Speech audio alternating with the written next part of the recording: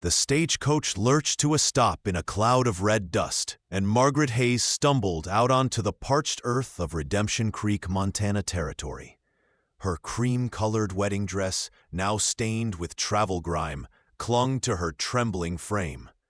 Behind her, in Boston, lay a life she barely escaped, a father's gambling debts sold to the highest bidder. A man 3 times her age, with cruel eyes and crueler hands.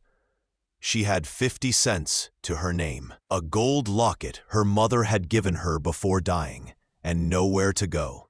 The town stretched before her like a mirage, a general store, a saloon with peeling paint, a church with a crooked steeple, and beyond, endless rolling plains beneath a sky so vast it made her feel like a speck of dust. Before we continue with Margaret's journey, I want to ask you something important. If you're enjoying this story, please take a moment to subscribe to the From Wild West channel and give this video a like. Your support truly matters and motivates us to bring you more quality content like this. I'd also love to know, where are you listening from today? Now, back to our story. Margaret's stomach twisted with hunger. She hadn't eaten in 2 days. The locket felt heavy against her chest. The last piece of her mother. The last piece of home. But what good were memories when you were starving? She walked toward the general store, rehearsing words she never thought she'd say. Inside, a portly man with suspenders eyed her disheveled appearance with suspicion. "I need food," Margaret said, her voice steadier than she felt. "I can trade this." She unclasped the locket with shaking fingers. The shopkeeper barely glanced at it. "Lady, I got a drawer full of desperate women's jewelry. Can't eat gold. Can't feed my family with sentiment." Margaret's vision blurred. She turned blindly toward the door and collided with something solid. A wall of muscle and worn leather. "Easy now," a deep voice rumbled. She looked up into the face of a man who seemed carved from the Montana landscape itself. He stood well over 6 feet, with shoulders that filled the doorframe. His jaw was strong and shadowed with stubble, his eyes the color of storm clouds, gray and searching. Dark hair curled slightly at his collar, and his hands, she noticed, were scarred and calloused from hard work. "I'm fine," Margaret lied, trying to step around him. His hand, gentle despite its size, steadied her elbow. "You don't look fine. You look like you're about to faint." "I said I'm fine." But her body betrayed her. Her knees buckled. The man caught her easily, lifting her as though she weighed nothing. "Samuel," he called to the shopkeeper, "put together a basket. Bread, cheese, dried beef, apples. Put it on my account." "Mr. Dalton, I don't need charity," Margaret began, but her protest died as darkness crept into the edges of her vision. When she woke, she was sitting in a chair behind the store, a cup of cool water pressed to her lips. The man, Dalton, knelt before her, concern etching lines around his eyes. "Drink slow," he instructed. She obeyed, and as clarity returned, so did her pride. "I can pay. I have this." She fumbled for the locket again. Dalton's large hand covered hers, stopping her. His touch was warm, deliberate. "Gold isn't what you need here. Food is. Rest is." His gray eyes held hers. "Dignity is. Keep your locket." "I don't accept charity, Mr. Dalton." "It's just Dalton, and it's not charity if you work for it." He stood, and she had to crane her neck to maintain eye contact. "I own the Double D Ranch, 5 miles west. My housekeeper quit last month, said ranch life was too isolated. I need someone who can cook, keep the place from falling apart. Room, board, and wages. Interested?" Margaret's mind raced. Alone with a stranger? But what choice did she have? The alternative was starvation or worse, crawling back to Boston. "I can cook," she said quietly, "and I'm not afraid of hard work." Something shifted in Dalton's expression. Respect, perhaps. "Then we have a deal." He extended his hand. When her small hand disappeared into his, she felt the calluses, the strength, and something else, a steadiness that made her want to trust him. The ride to the Double D Ranch was silent, except for the creak of the wagon and the rhythmic clip-clop of hooves. Margaret studied Dalton from the corner of her eye. He sat straight-backed, eyes scanning the horizon with a vigilance that never relaxed. A rifle rested within easy reach. "Expecting trouble?" she asked. "Always expecting it, rarely finding it. That's how you stay alive out here." He glanced at her. "What's your story? Women don't usually arrive alone in wedding dresses." Margaret's hands twisted in her lap. "I was supposed to marry a man in Denver. Changed my mind." "Changed your mind or ran away? Does it matter?" "Might, if someone's coming looking for you." She met his eyes then, lifting her chin. "No one's looking. I was an inconvenience solved, not a treasure lost." Dalton's jaw tightened. Then they were fools. The ranch house appeared as the sun began its descent, painting the sky in shades of amber and rose. It was larger than Margaret expected, a solid two-story structure of timber and stone, with a wraparound porch and real glass windows. Corrals stretched beyond, housing a dozen horses. In the distance, cattle dotted the grasslands like dark stars. "It's beautiful," Margaret breathed. "It's a lot of work," Dalton corrected, but she caught the hint of pride in his voice. "Come on, I'll show you your room." Inside, the house was surprisingly well-maintained, despite the absent housekeeper. The main room featured a stone fireplace, handcrafted furniture, and surprisingly, books lining a shelf. Her room was small but clean, with a real bed, a washstand, and a window overlooking the eastern plains. Bathrooms at the end of the hall. "Water in the pitcher is fresh. Supper in an hour. If you're up to it, you can make it. If not, I'll manage." Dalton paused at the door. "Margaret?" She turned, surprised he'd remembered her name.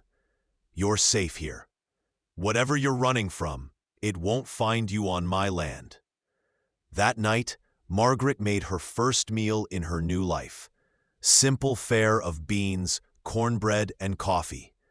Dalton ate without comment, but she noticed his plate was clean when he finished. "You can cook," he acknowledged. "That's good." "I can do more than cook." His eyebrow raised. "Such as?" "I can read, write, do figures. I managed my father's accounts before—" She stopped. "Before he sold you to pay his debts." Margaret's head snapped up. "How did you—" "I've seen it before, the way you flinched when I mentioned someone looking for you. The desperation in your eyes at the store. The fact you'd rather starve than go back." Dalton leaned back in his chair. "You're not the first broken bird to land in Redemption Creek." "I'm not broken," Margaret said fiercely. "No," Dalton agreed, studying her. "You're not. Bent maybe, but not broken." Days turned into weeks. Margaret fell into the rhythm of ranch life, waking before dawn to start the fire, making breakfast for Dalton and the two ranch hands who lived in the bunkhouse, managing the household while Dalton worked the land and cattle. The work was endless, but honest, and for the first time in her life, Margaret felt useful. She also began to notice things about Dalton, the way he was patient with the horses, speaking to them in low, gentle tones. How he always removed his hat when entering the house. The way he'd leave wildflowers on the kitchen table without explanation. Prairie roses, Indian paintbrush, blue flax. "You don't have to do that," she said one morning, touching a purple aster. Do what? Leave flowers. I'm here to work, not to be courted. Dalton's expression was unreadable. Maybe I like seeing something pretty in my house. Is that a crime? Her cheeks flushed. No, I just don't want you to think… What? That you're anything other than my housekeeper? His voice was rough. Don't worry, Margaret. I know where we stand. But she saw the way he looked at her when he thought she wasn't watching. And she couldn't deny the flutter in her chest when his hand accidentally brushed hers as he passed her the coffee pot. One evening, as Margaret washed dishes, Dalton appeared in the kitchen doorway. Come with me. Where? Just come. He led her outside to where two horses stood saddled. In the fading light, his face was all angles and shadows. I don't ride, Margaret protested. Then it's time you learned. Can't live in Montana and not ride. The lesson was torturous and wonderful. Dalton's hands guided hers on the reins, his voice calm and encouraging as the mare beneath her shifted nervously. When Margaret finally managed a full circuit of the corral without panicking, Dalton's rare smile made something warm bloom in her chest. You're a natural, he said, helping her dismount. His hands lingered at her waist a moment longer than necessary. I'm terrified, she admitted. Courage isn't not being scared. It's being scared and doing it anyway. His gray eyes held hers. You've got more courage than you know, Margaret Hayes. That night, lying in her bed, Margaret replayed those words. When had anyone ever seen strength in her? All her life, she'd been told to be quiet, obedient, ornamental. Dalton looked at her and saw something different. The morning started like any other, until Dalton burst through the kitchen door, blood streaming from a gash above his eye. What happened? Margaret gasped, rushing to him. Broke up a fight between two bulls. One caught me with a horn. He swayed slightly. It's nothing. Sit down before you fall down. She guided him to a chair, her hands already reaching for the clean cloths and the bottle of whiskey kept for emergencies. As she cleaned the wound, Dalton sat unnaturally still, his jaw clenched. Margaret worked carefully, aware of how close she stood to him, how his breath stirred her hair, how solid his shoulder felt beneath her steadying hand. This needs stitches, she said quietly.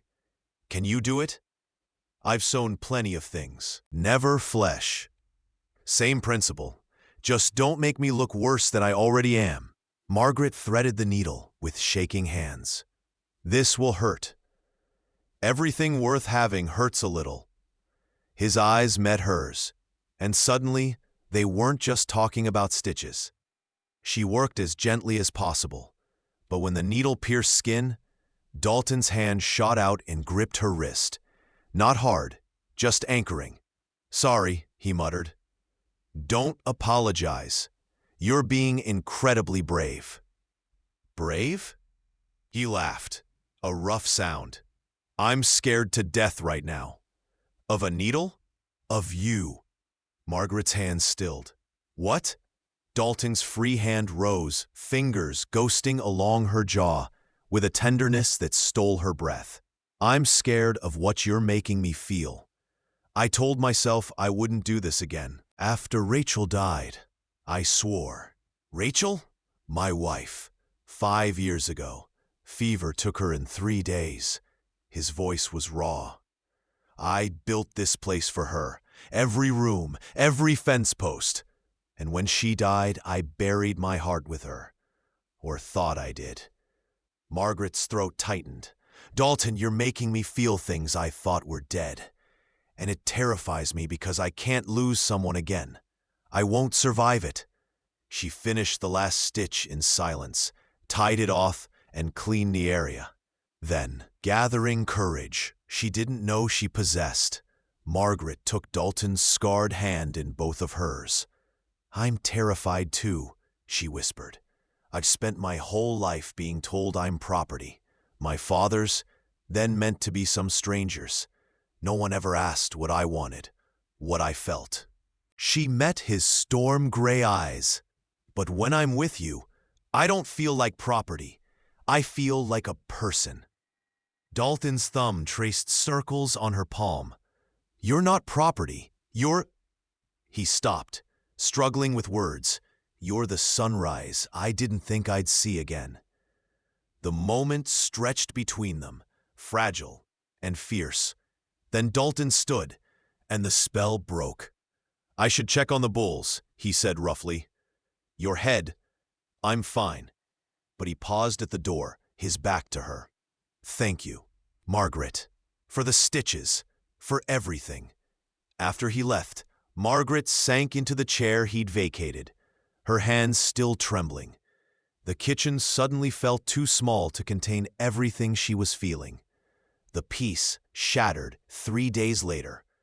Margaret was hanging laundry when she heard hooves thundering toward the ranch. 3 riders appeared, led by a man whose face made her blood run cold. Vernon Blackwood, the man she was supposed to marry. He was 63 years old, with thin lips and eyes like chips of ice. "There you are, my dear," Blackwood called out, his voice dripping false warmth. "You've led me on quite a chase." Dalton emerged from the barn, rifle in hand. "You're on private property, and you're harboring stolen goods." Blackwood's smile was razor-thin. "This woman is my legal fiancée. I've come to collect what's mine." "I'm not yours," Margaret said, her voice steadier than she felt. "I never agreed to that marriage." "Your father agreed for you, legally binding contract." Blackwood produced a paper. "I have rights." "She's under my protection now," Dalton said, moving to stand beside Margaret. "And I don't recognize contracts that treat women like cattle." Blackwood's eyes narrowed. "I don't want trouble, rancher. Just give me the girl and we'll be gone." "No. I have the law on my side. Out here, I am the law." Dalton levered around into the rifle's chamber. "You've got 10 seconds to get off my land." For a moment, violence hung in the air like the smell of cordite. Then Blackwood smiled, a snake smile. "Very well, but this isn't over. I'll return with the sheriff. Proper papers. You can't hide her forever." He tipped his hat mockingly to Margaret. "See you soon, my dear." After they left, Margaret couldn't stop shaking. Dalton set the rifle down and pulled her into his arms, the first time he'd held her. She pressed her face against his chest, breathing in leather and sage and something uniquely him. "He'll come back," she whispered. "Let him. I meant what I said. You're under my protection." "Why?" She pulled back to look at him. "Why are you doing this? I'm nothing to you." Dalton's hands framed her face, calloused thumbs wiping away tears she hadn't realized were falling. "You're not nothing. You're..." He struggled again with words. "God help me, Margaret. You're everything." Then he kissed her. A kiss born of fear and fury, and feelings too long denied. Margaret melted into it, her hands fisting in his shirt, anchoring herself to this man who'd become her sanctuary. When they broke apart, both breathing hard, Dalton rested his forehead against hers. "We need to make this legal," he said. "If you're my wife, Blackwood's contract means nothing." "Is that a proposal?" "A poor one." He stepped back, then did something that stopped her heart. He dropped to one knee in the Montana dust. "Margaret Hayes, I'm a simple rancher with more scars than sense. I'm probably twice your age. I've got a hard life to offer and no pretty words to dress it up. But I swear on everything I am, I'll spend every day making sure you never feel like property again. I'll protect you, provide for you, and if you'll let me, I'll love you, marry me, not because you have to, but because you want to." Margaret's tears fell freely now. Yes, God, yes. The wedding was simple, performed by the circuit preacher the next day, with Dalton's ranch hands as witnesses. Margaret wore a dress borrowed from the general store owner's wife, pale blue instead of the cream wedding gown she'd fled Boston in. Dalton wore his only suit, looking uncomfortable but handsome. When the preacher said, "You may kiss your bride," Dalton's kiss was gentle, reverent, a promise sealed. That night, Margaret stood in what was now their bedroom, nervousness and anticipation warring in her chest. Dalton entered quietly, his eyes never leaving her face. "We don't have to," he began. "I want to," Margaret interrupted. I've never." Understanding softened his features. "We'll go slow. I promise I'll never hurt you." He approached her carefully, as though she might bolt. His hands trembled slightly as they found her shoulders, then traced down her arms. Margaret's breath hitched. "Tell me to stop, and I will," Dalton murmured against her hair. "You're in control here, always." But Margaret didn't want to stop. For the first time in her life, she wanted to be touched, held, loved. She reached up, fingers tangling in his dark hair, and pulled him down to kiss her. What followed was tender and fumbling and beautiful. Two wounded souls finding healing in each other. When Margaret gasped and pulled back, overwhelmed by sensation and emotion, Dalton immediately stilled. "Did I hurt you?" "No." She touched his face, marveling at the concern in his eyes. "I've just never—" She struggled to articulate the feeling. The closeness of him, the warmth, the way her body responded to his in ways she'd never imagined. Margaret's hands explored the landscape of his chest, feeling the steady thunder of his heartbeat beneath her palms. In the lamplight, scars crisscrossed his torso. Stories written in flesh. She traced one gently. "From a Mustang that didn't want braking," Dalton explained, his voice rough. "I was 20 and thought I was invincible." And this one, her finger followed a longer scar along his ribs. "Bar fight in Cheyenne. I was defending a friend's honor. Learned that note that honor comes with a price."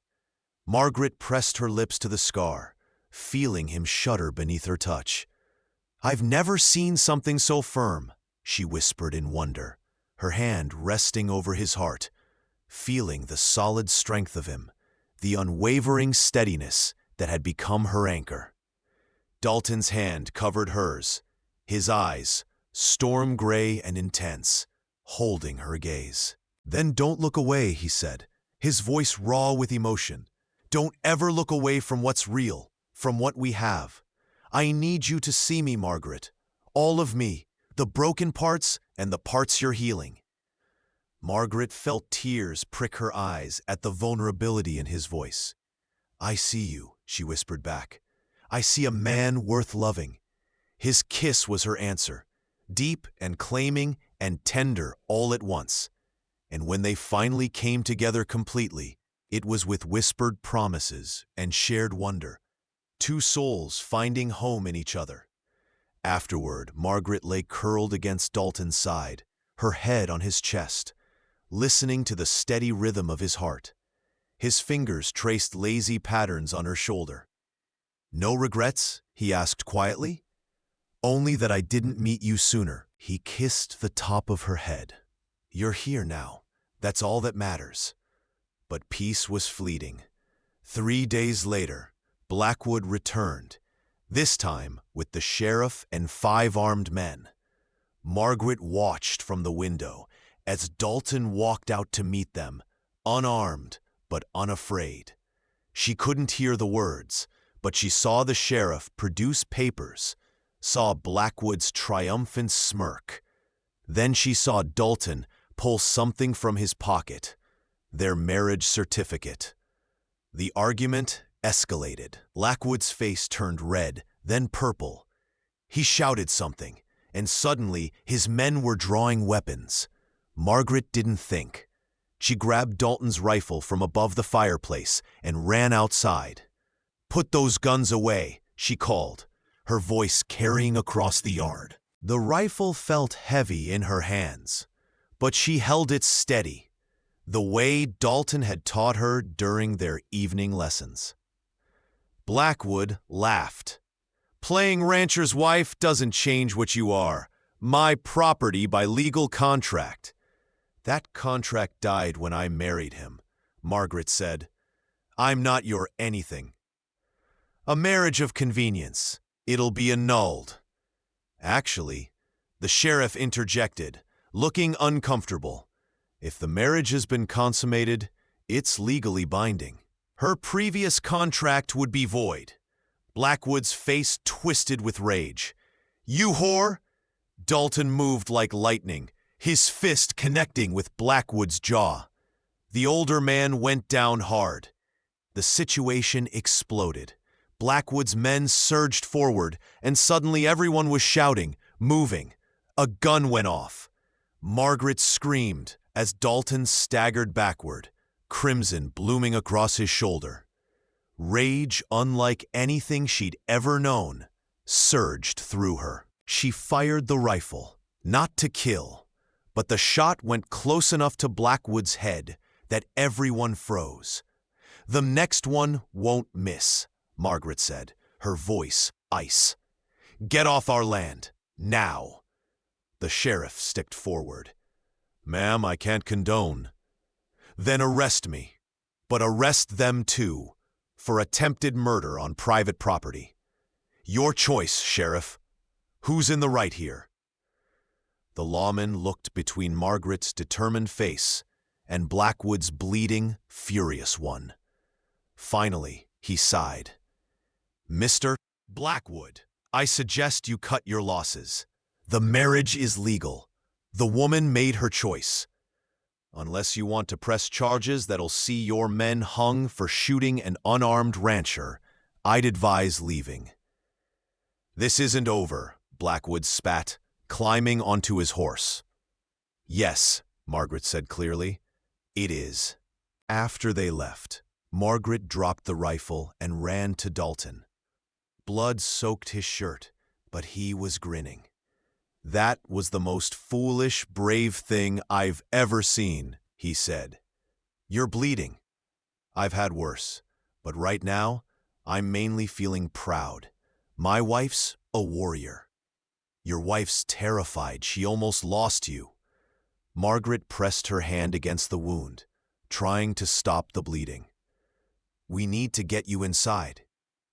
The bullet had gone clean through. Painful, but not fatal. As Margaret cleaned and bandaged the wound, Dalton caught her hand. "I meant it, you know. I'm proud of you. You could have let them take you, avoided all this trouble. And leave you? Never." She finished tying off the bandage. "You gave me a home, Dalton. You gave me myself back. I'll fight for that. I'll fight for you." His good arm pulled her down into a kiss. "Together, then," he murmured against her lips. "Together," she agreed. The weeks that followed were golden, a Montana summer in full glory. Margaret learned to ride properly, to shoot with accuracy, to read the sky for coming storms. Dalton taught her the land's secrets, where the best fishing holes were, which plants were edible, how to track game. In turn, she brought something to the ranch that had been missing: laughter. The sound of her singing as she worked, the sight of curtains in the windows and flowers in jars on the table. Home. One evening, as they sat on the porch watching the sunset paint the sky in impossible colors, Margaret laid her head on Dalton's shoulder. "Do you ever regret it?" she asked. "Marrying someone you barely knew?" Dalton's arm tightened around her. "Every day." Her head shot up. "What?" "I regret that I didn't find you sooner. That you had to suffer before finding your way to me. that I wasted years thinking I could never love again." He turned her face toward his. "But regret marrying you? Never. You're the best decision I never knew I was making. I love you," Margaret said, the words coming easily now. "I don't think I knew what love was before you. Love is choosing someone every day, even when it's hard. It's fighting for them, standing beside them, believing in them when they can't believe in themselves." Dalton kissed her softly. "And Margaret, I choose you. Every day, for the rest of my life, I choose you." 6 months later, Margaret stood in the same spot where she'd first arrived, the general store in Redemption Creek. But everything had changed. She wore practical riding clothes instead of a ruined wedding dress. Her hands were calloused from work. Her face was tanned from the Montana sun, and she was happy. "Mrs. Dalton," the shopkeeper greeted her warmly. "What can I do for you today?" Mrs. Dalton. She'd never tire of hearing that. "Just picking up supplies, Samuel." As she loaded her purchases into the wagon, she noticed a young woman standing uncertainly by the stagecoach, thin, frightened, clutching a small bag. Margaret recognized that look. She'd worn it once. "Are you all right?" Margaret asked, approaching her. The girl jumped. "I'm fine. Just waiting." "Waiting for what?" "I don't know yet." The girl's eyes welled with tears. "I ran away from a bad situation in Denver. I don't have anywhere to go." Margaret smiled gently. "Can you cook?" "A little. Why?" "Because I know a ranch that's always looking for help. Good wages, room and board, and people who'll treat you with respect. Interested?" The girl's face transformed with hope. "Really? Really? Come on, let's get you home." As they rode back to the Double D, Margaret told the girl about the ranch, about Dalton, about the community they were building. A place where people can start over, could heal, could become who they were always meant to be. When they arrived, Dalton was working in the corral, training a young colt. He looked up at Margaret's approach, and his face, weathered and scarred and beautiful to her, broke into a smile. "Found a stray?" he called. "Found someone who needs a chance," Margaret called back. "Like someone once gave me." That night, after the new girl, Sarah, was settled in the guest room, Margaret and Dalton lay in their bed, the window open to let in the cool night breeze. "You're building something here," Dalton said quietly. "More than a ranch, a sanctuary." "We're building it," Margaret corrected. "Together." "Together," he echoed, pulling her close. Outside, the Montana night stretched endlessly, filled with stars and possibilities. And in that room, two people who'd been broken had found their way to wholeness, not by being saved, but by saving each other. Love, Margaret had learned, wasn't about being rescued. It was about finding someone who saw your strength, your worth, your potential, and stood beside you while you became everything you were meant to be. And as she drifted off to sleep in Dalton's arms, listening to the steady beat of his heart, Margaret knew she was finally, truly home. The first snow arrived in late October, transforming the ranch into a wonderland of white. Margaret stood at the kitchen window, marveling at how the landscape had changed overnight. Behind her, she heard Dalton's boots on the wooden floor. "Beautiful, isn't it?" he said, wrapping his arms around her waist from behind. "It's like a different world." She leaned back against his chest. "Everything feels peaceful. Peaceful before the storm. Winter in Montana is no joke." He kissed her temple. "But we're prepared. Full smokehouse, root cellar stocked, enough firewood to last till spring." Margaret turned in his arms. "Dalton, I have something to tell you." Something in her tone made him go still. "What is it? Are you all right?" "I'm more than all right." She took his hand and placed it on her still flat stomach. "I'm pregnant." For a moment, Dalton simply stared at her. Then his face transformed. Joy, wonder, and fear, all competing for dominance. "You're sure?" "I'm sure." About 3 months along, he dropped to his knees, pressing his forehead against her belly.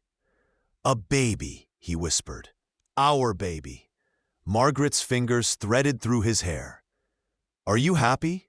He looked up, and she saw tears in his storm-gray eyes. Happy doesn't begin to cover it. Terrified, thrilled, grateful. His voice broke. "Rachel and I tried for years. We thought we couldn't have children, and now you're giving me this gift." "We're giving each other this gift," Margaret corrected gently. Dalton stood cradling her face in his hands. "I'm going to be a father. You're going to be an amazing father." But as winter deepened, Margaret saw the worry in Dalton's eyes. He became more protective, insisting she rest more, do less. It came to a head one morning when she found him carrying in firewood she'd planned to get herself. "Dalton, I'm pregnant, not an invalid." "I know, but nothing. I can still work. I need to work." She softened, seeing the fear beneath his overprotectiveness. "Talk to me. What are you really afraid of?" He set the wood down, his shoulders tense. "Rachel died in childbirth," he said quietly. "The baby, too. A son. I held him for 10 minutes before he stopped breathing." Margaret's heart broke. "Oh, Dalton, I can't lose you. I won't survive it." His voice was raw. "Every day I wake up terrified that history will repeat itself." She took his hands, making him look at her. "I'm not Rachel. Every woman, every pregnancy is different, and I'm strong. You said so yourself." "The strongest person I know," he agreed, "but that doesn't make you invulnerable." "No, but it means I can handle this. We can handle this. Together, remember?" He pulled her into his arms, holding her like she might disappear. "Together," he whispered into her hair. As Margaret's pregnancy progressed, the ranch became a hive of activity. Sarah, the girl Margaret had rescued, proved to be a godsend, taking over heavier chores and learning quickly. Dalton began building a cradle in the evenings, his large hands surprisingly delicate as they carved intricate patterns into the wood. "What are you making there?" Margaret asked one night, watching him work by lamplight. "Horses," he said, showing her. "A whole herd running free. I want our child to know that freedom is their birthright." Margaret felt tears sting her eyes. The pregnancy made her emotional at the smallest things. "It's beautiful. Not as beautiful as you." He set the carving aside and pulled her into his lap, careful of her growing belly. "How are you feeling?" "Like I'm carrying a future bronc rider. This baby never stops moving." Dalton's hand splayed across her stomach, and right on cue, the baby kicked. His expression of wonder never got old. "Strong," he murmured, "like the mother. Or stubborn like the father." He laughed, a sound that still made her heart skip. Fair enough, but their peace was shattered in February. Dalton came back from town with news that made Margaret's blood run cold. "Vernon Blackwood is dead," he said without preamble. Margaret sank into a chair. "How?" "Shot in a saloon in Denver.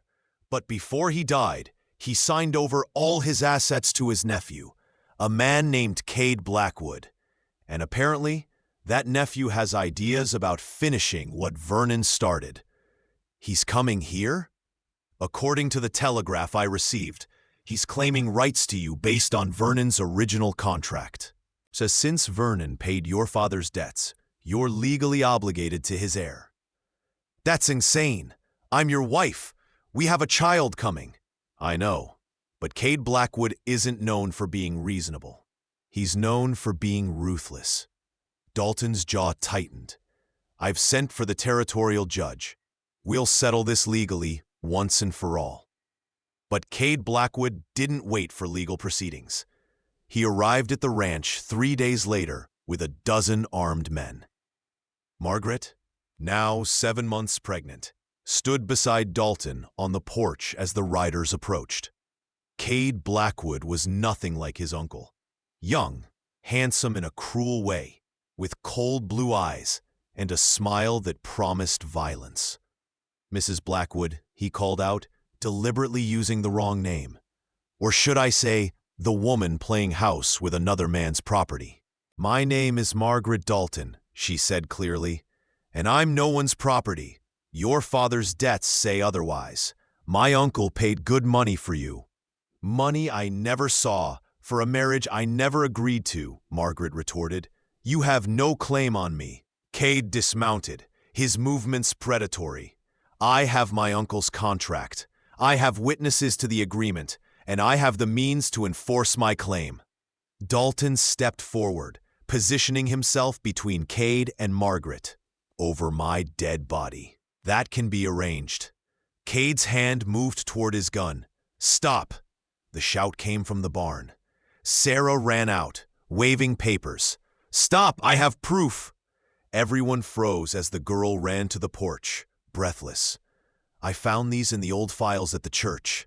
Letters between Margaret's father and a lawyer in Boston. Vernon Blackwood never paid the debts. He lied. The lawyer paid them off, and Vernon promised to reimburse him, but never did. The contract was fraudulent from the start. Margaret's hands shook as she took the papers. They were old, yellowed, but the handwriting was clear. Her father's signature, the lawyer's seal, dates that proved Sarah was right. This contract, Margaret said, holding up the papers, was based on a lie. Vernon Blackwood never had legal claim to me, which means neither do you. Cade's face darkened. Those could be forgeries. They're not. The voice came from the road. The territorial judge rode up with the sheriff and 2 deputies.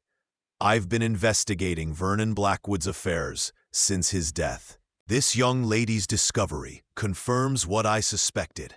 Vernon was a con man who used fake contracts to acquire women he couldn't otherwise obtain. Several families have come forward with similar stories. The judge dismounted, taking the papers from Margaret. These documents invalidate any claim the Blackwood estate might have had.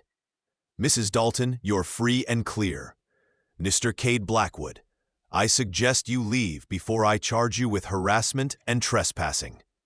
Cade's hand twitched toward his gun again, but the sheriff's deputies had their weapons drawn. Slowly, furiously, Cade remounted his horse. You haven't heard the last of this, he snarled. Actually, the judge said mildly, she has. Any further contact with Mrs. Dalton will result in criminal charges. Am I clear? Cade's answer was to spur his horse and ride off, his men following. After they left, Margaret's knees gave out. Dalton caught her, guiding her to a chair. It's over, he murmured. It's really over. I can't believe it. Margaret looked at Sarah, who stood nervously by the porch steps. You saved us. How did you even think to look? Sarah blushed. I was helping organize the church files, and I remembered you said your father was in Boston. I thought maybe there were records, letters. I wanted to help. You gave me a chance when no one else would. Margaret pulled the girl into a hug. You're not just help, Sarah. You're family. That night, Margaret woke to pain lancing through her belly. She gasped, clutching her stomach, and Dalton was awake instantly. What's wrong? I don't know. It hurts. Another pain, sharper. Dalton, something's wrong. It's too early. Fear flashed across his face, but he moved quickly. "Sarah," he shouted, "ride to town. Get Doc Henderson, now!" The next hours were a blur of pain and fear. The doctor arrived, examined Margaret, and his face was grave. "The baby's coming early. It could be stress from today's events triggered labor." He looked at Dalton. "I need you to be strong. This isn't going to be easy." Margaret saw the terror in Dalton's eyes, memories of Rachel, of loss, of death. She grabbed his hand. "Don't leave me," she gasped between contractions. "I need you here." "I'm not going anywhere." He pressed his forehead to hers. "You're the strongest person I know. You can do this." The labor was long and brutal. Margaret screamed, cried, begged for it to be over. Dalton stayed beside her the entire time, his hand crushing hers, his voice constant in her ear, encouraging, praising, loving. Finally, as dawn broke outside, a baby's cry filled the room. "A girl," Doc Henderson announced, placing the tiny, wailing bundle on Margaret's chest. "Small, but healthy. You've got yourself a fighter, Mrs. Dalton." Margaret looked down at her daughter, red-faced, furious at being born, but alive. Alive. Tears streamed down her face as she counted tiny fingers, tiny toes. Dalton knelt beside the bed, staring at his daughter with an expression of such profound awe that Margaret's heart could barely contain it.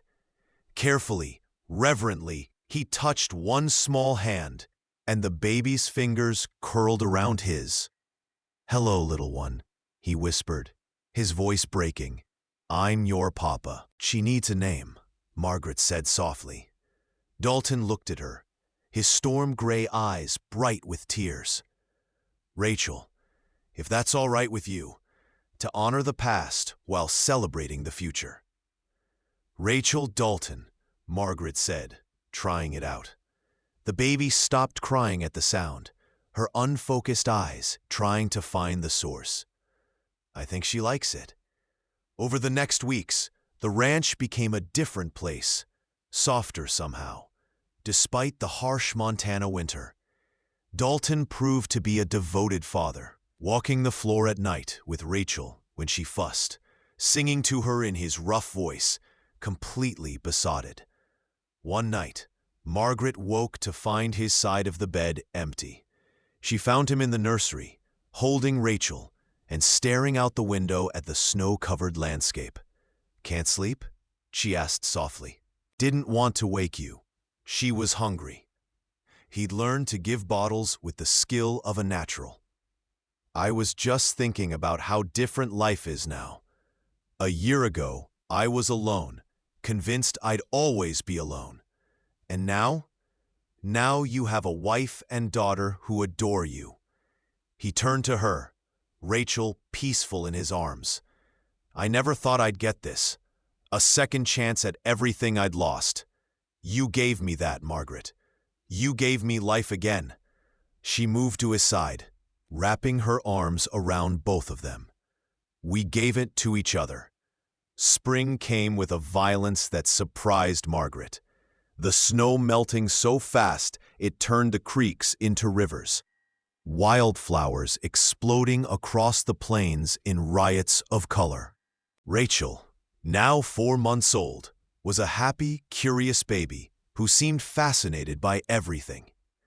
It was during this season of renewal that trouble came from an unexpected direction. Dalton's ranch hands came to the house one morning, their faces serious. "Boss, we found cattle dead in the north pasture. Poisoned water hole." Dalton's expression went cold. "How many?" "Dozen head so far. Could be more." Margaret saw the fury in her husband's eyes. Who would do this? Only one person with motive, Cade Blackwood. Dalton grabbed his rifle. "He can't have you, so he's going to destroy me instead." "Dalton, wait." "I'm not waiting. This ends now." But before he could leave, riders appeared, but not Blackwood's men. These were ranchers from neighboring spreads, grim-faced and armed. Dalton, the lead rider, called. "We heard about your cattle. Same thing happened to 3 other ranches this week. It's not personal. Someone's trying to drive us all out. Land speculation," another rancher added. "Heard rumors of a railroad spur coming through. Someone wants us desperate enough to sell cheap." "Who?" Dalton demanded. "Don't know yet, but we're forming a protection association. Strength in numbers. You in?" Over the next weeks, the ranchers banded together. They organized patrols, shared resources, investigated the poisonings. And slowly, a name emerged. Not Cade Blackwood, but a land speculator from Chicago named Thornton, who'd been quietly trying to buy up the valley. The confrontation came at a town meeting. Thornton, a portly man in an expensive suit, tried to play innocent. But the ranchers had evidence. Water testing that showed the same poison used on all affected properties. Purchase agreements Thornton had ready to go. Even testimony from his hired men who'd grown a conscience. "You destroyed our livestock, poisoned our water, threatened our livelihoods," Dalton said, his voice deadly calm. "For what? Money?" "Business," Thornton replied coldly. "This land is worth millions if the railroad comes through. You're obstacles." "We're people," Margaret said, standing beside Dalton with Rachel in her arms. "We're families. We're lives built with sweat and blood, and we're not leaving." The judge, present for the meeting, cleared his throat. "Mr. Thornton, you're under arrest for criminal conspiracy, destruction of property, and attempted extortion. Gentlemen, I believe your ranches are safe now." As Thornton was led away, protesting, the ranchers erupted in cheers. Dalton pulled Margaret and Rachel close. "It's really over this time," he said. "All of it, the threats, the fear. We can just live now." "Live," Margaret echoed, kissing him. "What a beautiful word." Summer brought its own challenges. Heat that made the air shimmer, drought that worried the ranchers, and Rachel cutting her first teeth with all the drama of a theatrical production. But it also brought joy. Rachel's first laugh, her first time sitting up on her own. The way she reached for Dalton every time he came into a room. One evening, the ranch hands were gathered for dinner, something Margaret had instituted, creating a family atmosphere rather than just employer-employee relations. Sarah had become invaluable, helping with both Rachel and the household. Even new hands they'd hired fit in seamlessly. As Margaret looked around the table, Dalton holding Rachel while trying to eat one-handed, Sarah laughing at something one of the cowboys said, the easy camaraderie filling the room. She felt a profound sense of gratitude. "What are you thinking about?" Dalton asked, catching her expression. "Home," she said simply. "How this is home in a way nowhere else ever was."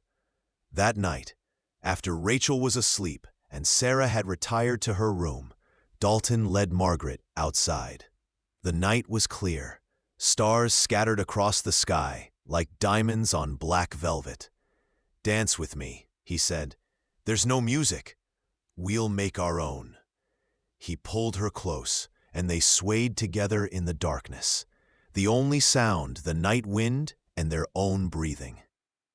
"You know what I realized today?" Dalton murmured against her hair. "I'm happy. Not just content, not just satisfied. Actually, deeply happy. I didn't think that was possible for me." "You deserve happiness," Margaret said. "So do you, and I intend to spend the rest of my life making sure you have it." He pulled back to look at her, his storm-gray eyes serious. "I love you, Margaret Dalton, more than I have words to express." "I love you too," she whispered. "Thank you for seeing me when I was invisible, for giving me a chance to become who I was meant to be." "You were always who you were meant to be. I just gave you a safe place to show it." As they stood together, Under the Montana stars, Margaret thought about the journey that had brought her here. The fear, the pain, the desperate flight from Boston. Every hardship had been worth it to find this man, this life, this love. "What are you grateful for?" Dalton asked, a game they sometimes played. "For stagecoaches that break down in small towns, for ranchers who offer jobs to desperate women, for second chances." She paused. "For you. Always for you." "I'm grateful," Dalton said, his voice rough with emotion, "for broken women who are actually warriors in disguise, for courage I didn't know I still had, for daughters who look like their mothers, for love I thought was dead, finding a way to bloom again." They kissed then, soft and sweet and full of promise. Two people who'd been broken, finding their way to wholeness, not by being saved, but by saving each other. And somewhere in the house behind them, Rachel made a small sound in her sleep, a perfect note in the symphony of their life.